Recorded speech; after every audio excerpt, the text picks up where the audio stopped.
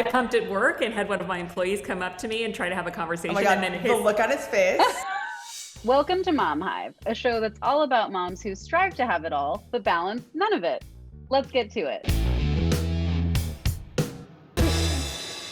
I'm your host, Anjelika Temple, and today I'm joined by sisters Eunice and Sabrina Moyle, the illustrator-writer team behind Hello Lucky, a playful and pun-loving design studio based in San Francisco. Okay, so first of all, just to sort of ground our audience, tell me more about Hello Lucky and how it started. Hello Lucky is a design studio, but we've gone through many iterations. So we were founded in 2003 out of Eunice's garage in Oakland. And we Lots started of spiders. Lots of spiders. We started out making letterpress greeting cards, and then we morphed that into a custom wedding business. So for a while we were big on like Martha Stewart weddings and doing all kinds of wedding, just like insane over-the-top DIY weddings. We wrote a wedding book.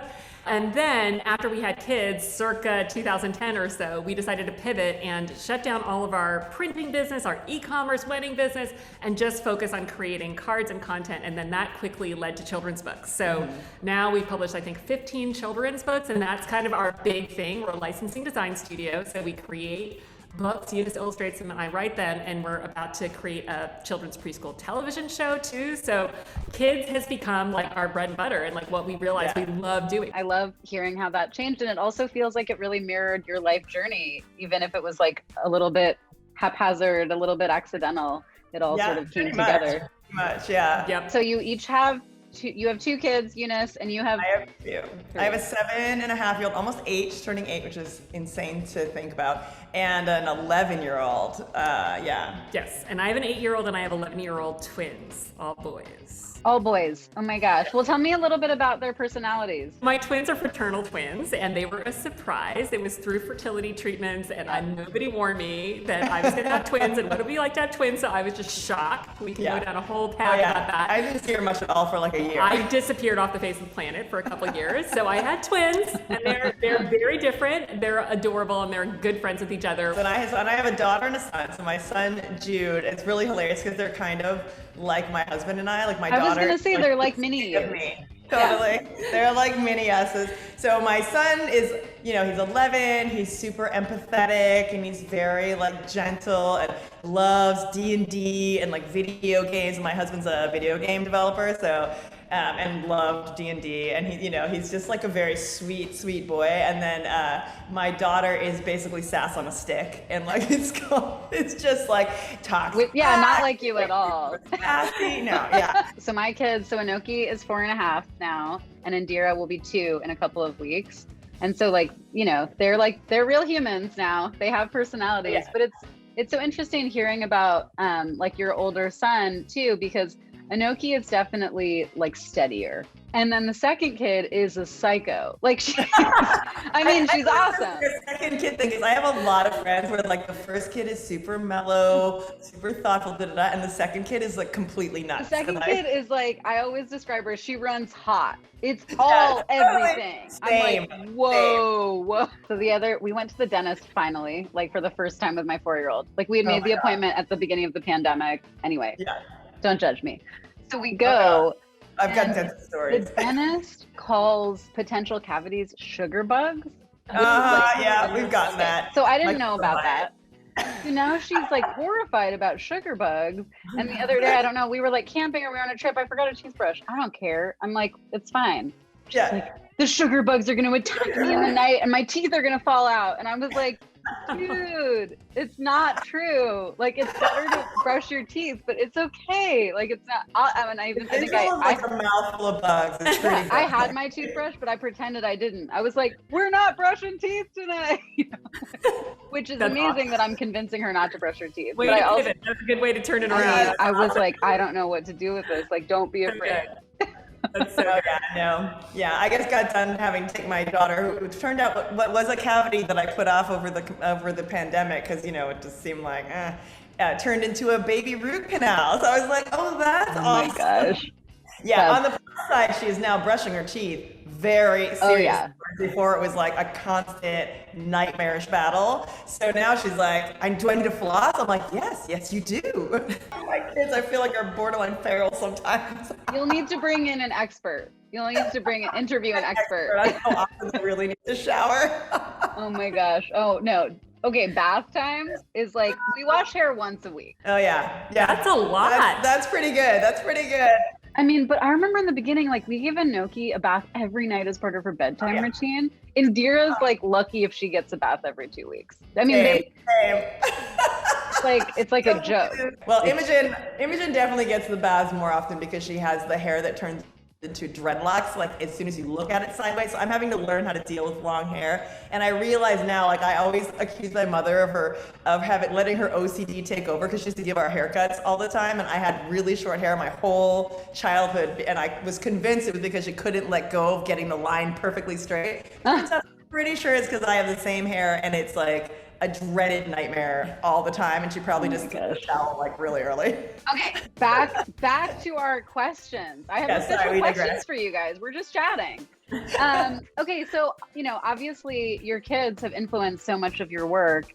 Talk to me a little more about that, and sort of like, how do they react to the books? A lot of times we are writing books that I feel like I either needed or both we feel like we need, but often it's me. She reads all the child development books, and I'm like, I need somebody to write a 10-page book with crib notes for how to get them to use the potty.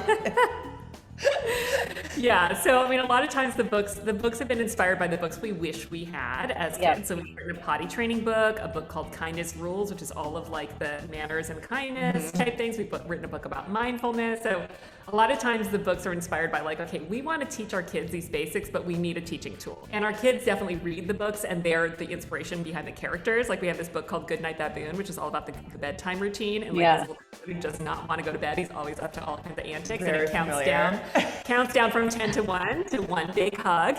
So it ends well, but cute. He's like streaking and like burping and farting in the bath, and like all of that is based on real scenarios. Inspired by our kids, and our kids bet and read all of our books. And kids are super honest. They're really funny, and they can totally tell when you're faking it and trying to sneak in a lesson that's like trying too hard. Oh yeah. But they vet our books like nobody's business. We always run them by them. And then I would say the other inspiration behind our books, and also increasingly behind our cards, is like as parents, we kind of became aware that like your kids are like a total freaking mirror for yourself, right? And it's like they are forcing you to work out all of your baggage, And so for us, like parenting was kind of a challenge to like, okay, how can we sort out all of our own BS so that we can show up in a way that's actually where we're being good role models for our kids? And so our books are all focused, a lot of them are focused on social emotional learning and self-awareness and that sort of thing.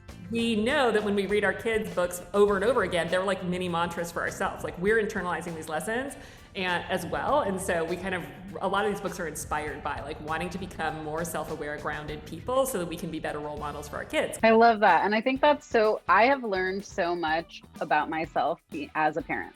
And I think even more so with number 2, maybe because you're just forced into more, and you have like no time to just try to survive. Like and like you don't like you don't have time to filter yourself. And also as Anoki has gotten older, so she's having like needs and emotions and things that are more nuanced.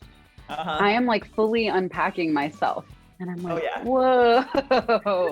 Like I think about this. I mean, I think about it all the time, but a lot of her books, like we got into mindfulness, I would say just in the last year with her, because like it's kind of the right age, and a lot of breathing. Like we have this book, I haven't read your mindfulness book yet, but I need to. But there's one book we have that's like Breathe Like a Bear or something, and it's all these different breathing exercises.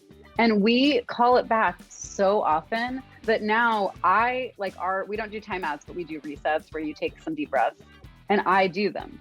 Like I'll be like, I need a reset, and I'm asking my parents all these questions that they don't have answers to. I'm like, what happened when I did this? Or like, was I ever raging about something? They're like, you never woke up in the middle of the night.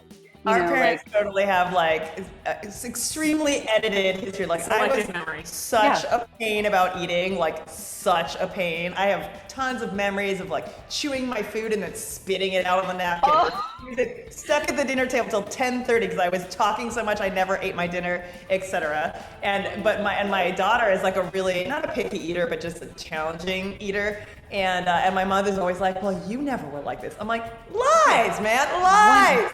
100%. So I was never like this, but also they're not like that with me.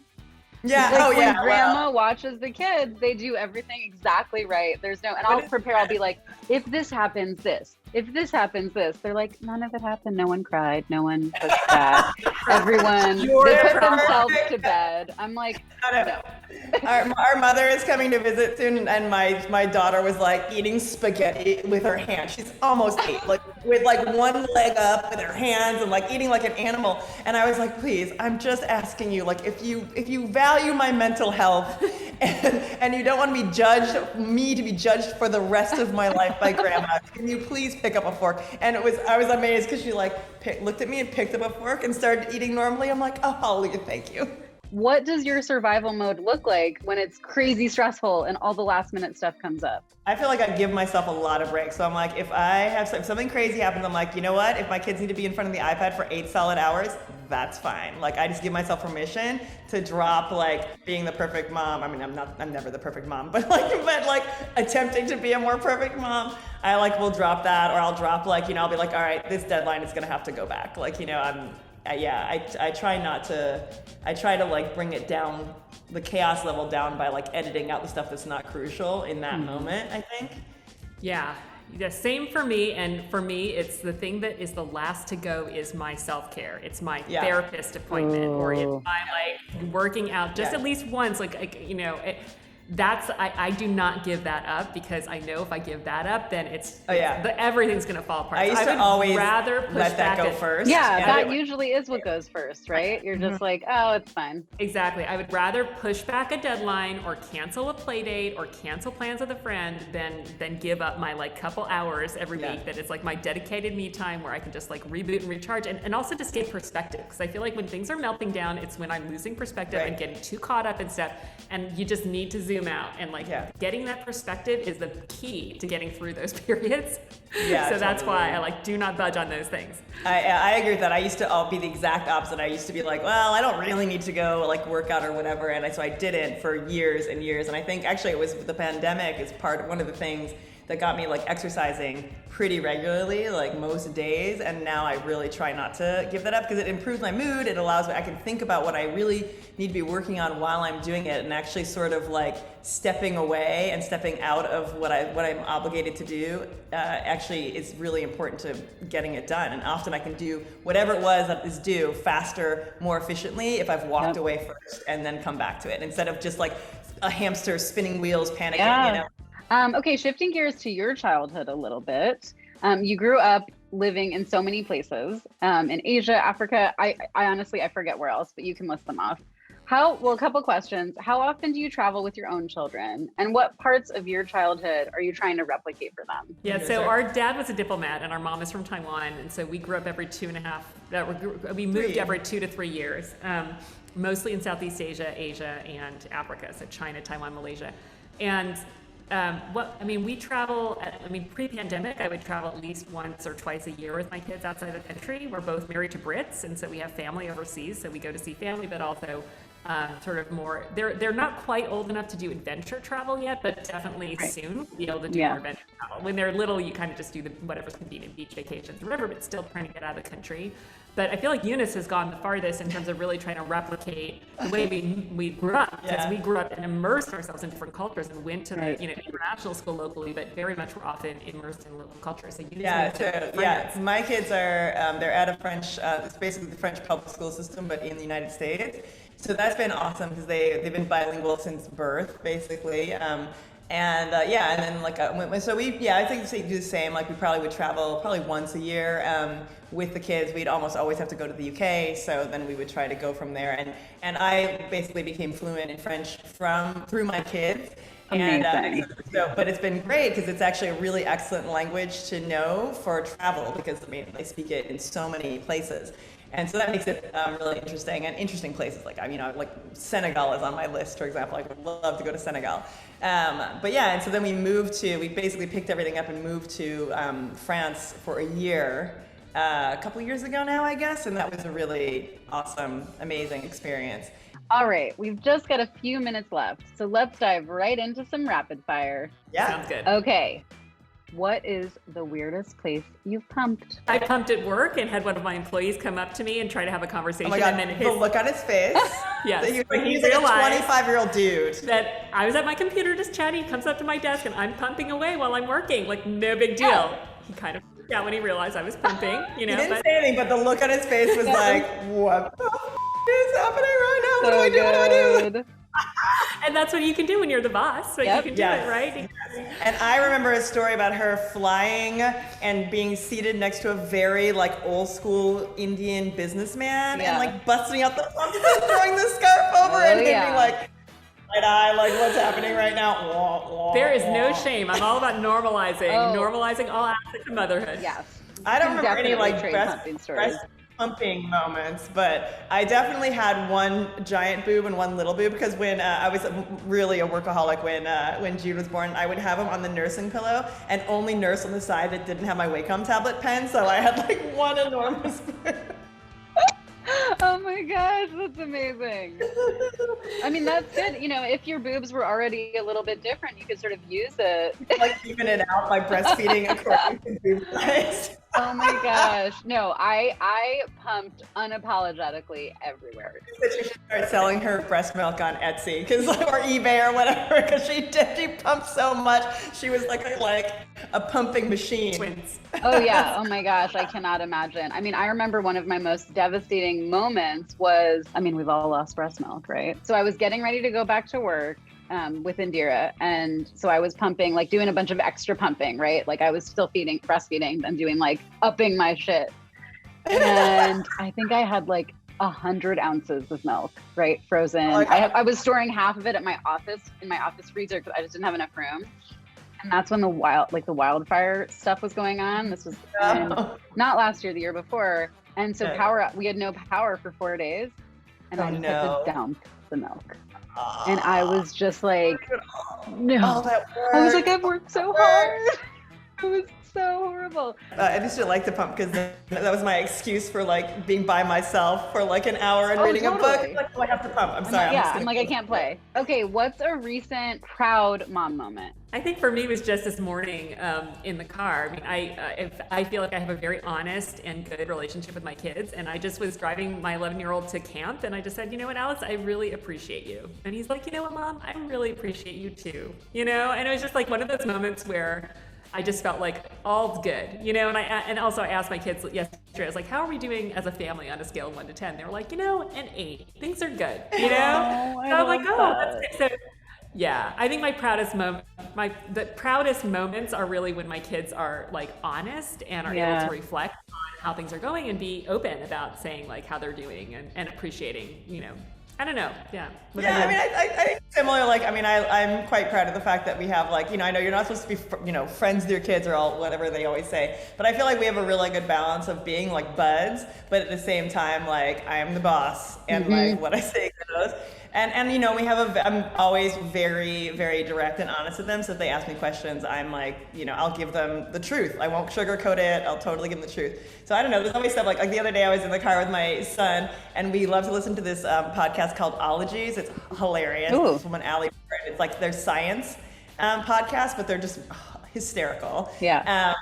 And they had one on penises, and I'm like, well, you know what? You have a penis. Let's listen to this together. We can discuss. And we totally listened to this hilarious podcast about penises. I'm like, there you go, information. But you know, I love that we can do that. You know, and it's not embarrassing. It's not weird. Like you'll ask me questions about his penis, and I'll be like, if I know the answer, I'll tell you. And otherwise, you need to confer with the other guy who actually has one. So.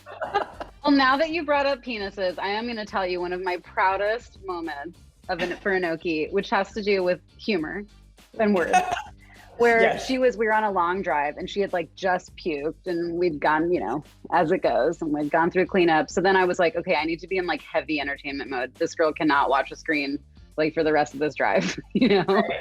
And so I'm like, like, look at the sign, look at that yellow house. Like, should we live there? You know, you're just in full like improv mode. And I see a street that's called Butts Canyon. And I was like, Inoki, you'll never guess what that street is called. And she was like, what? You know, what? It's like Butts Canyon. And she just busted up laughing and goes, that's like if we lived on a street called Vagina Canyon. And she goes, or Penis Canyon. And I was like, I just could, you know, because we usually only talk about those words in the bathroom, but we use them. We don't like use euphemisms. But I was just crying because I was like, you're hilarious. Like, you're a comic genius. What a great association. Like, let's do all the potty words with Canyon attached. Like, it was very cute.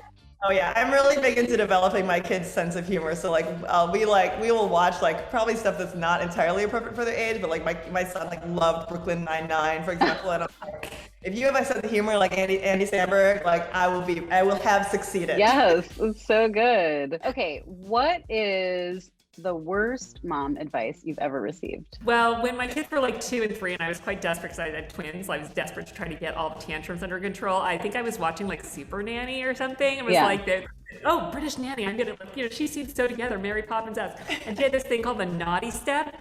So where you stick your kid on a step and it's called the naughty step and they have to sit there when they misbehave. And I tried it, I swear, for like 24 hours. It was complete disaster. My son, in a moment of like just wisdom as like a 2 or 3-year-old, was like, Mom, I think we need to have a happy step instead of a naughty step. Because it's making me really sad. Oh my God. You're so right. This is awful and punitive, and why am I doing this? It was like a moment of desperation, Yes. you know? So I stopped, but that was just straight up bad advice. I feel like it didn't work for my family. It might work for some people, did not work for my kids. Yeah. I mean, for me, I think it's probably something to do with potty training. I don't know. I felt like I really struggled with potty training. Yeah. I was constantly like trying to get my son to do it. He really wasn't potty trained until he was like 3.5. Mm-hmm. But honestly, like in the end, he did it himself. And so I'm like, like the pressure to get them potty trained by 2 or whatever it is, like it's just wholly unnecessary and so much stress on the parents. Like, he did it when he was ready to do it. When they're ready, they're ready. It's like, just he goes to college in diapers, as a friend of mine said. Yes. Oh my gosh, I've gotten that same. I'm like, okay. What's the time your kid has said or done something that totally creeped you out? Well, I mean, my son still wets his bed from time to time. He's 8. And what creeps me out is I will just be lying there and I'll just get this sixth sense that there is something or someone hovering over me in the middle of the night. And I'll look up and he's just there. I'm like, oh, you wet your bed, didn't you? And he's like, mm-hmm. And I'm like, but it's like this like demon or this like ghost is like hovering over me. It sometimes wakes me up and freaks me out. It's a very Red Rum moment. Oh my gosh, that's amazing. I mean, today, actually, I'll just say this morning, we made a little bouquet in the yard and she called it her period. And I like, don't know why. Like, she was like, who knows where this came from? And she's like, why can't I just call it my period? And I was like, well, your period is something. Like, that is a thing. And it's like, and I went on this whole thing and my husband was standing next to me and he goes, it's also at the end of a sentence. Like, I was like, it happens when you're a teenager. Doing this whole thing. He's like, just get into the punctuation, dude. Like, why are you giving her a biology lesson? Why are you complicating this? In a sentence. Like, it's confusing. It's a dot. Oh, man. Like, ooh, no, oh my gosh. What is the best gift or advice a fellow mom has given you? Well, I think most recently I really love Destiny Ann on TikTok. So one of her most recent posts was about how when your kids are melting down, it's because you're their safe space. Yes. And I feel like that's such great advice. Like you were saying about your the kids' grandparents, like they're always perfectly behaved when it's not you, right? And it's for a good reason. Like, and you can own that and use that to your advantage to know that it's because your kids feel safe around you, that they have their meltdowns with you. So I thought that was very good advice. I love that. The main piece of advice that I use a lot is to try to turn things around with humor. And so and try to find what's funny about whatever the situation is. If she's raging about something that makes no sense at all, I try to think of it a non sequitur or something, try to be playful about it. And it works more than it doesn't work, which is great. So but that's, I think, I don't know, whoever. I think it's probably from playful parenting or something. I feel like it's I try to do that too, where I acknowledge the meltdown, but then try to be but it's kind of silly that we're upset about this fork, right? Do you think this fork, and you go on a whole tangent and then the fork has a life and it's named Frank and who knows what else. Thank you guys so much. It was so nice to catch up and talk about mom things and work things and embarrassing things and all the rest of it. I always love chatting with you, even if it's only over Zoom. Thank you so much for having us. It was super fun to exchange experiences and stories. Join us next time for another episode of Mom Hive.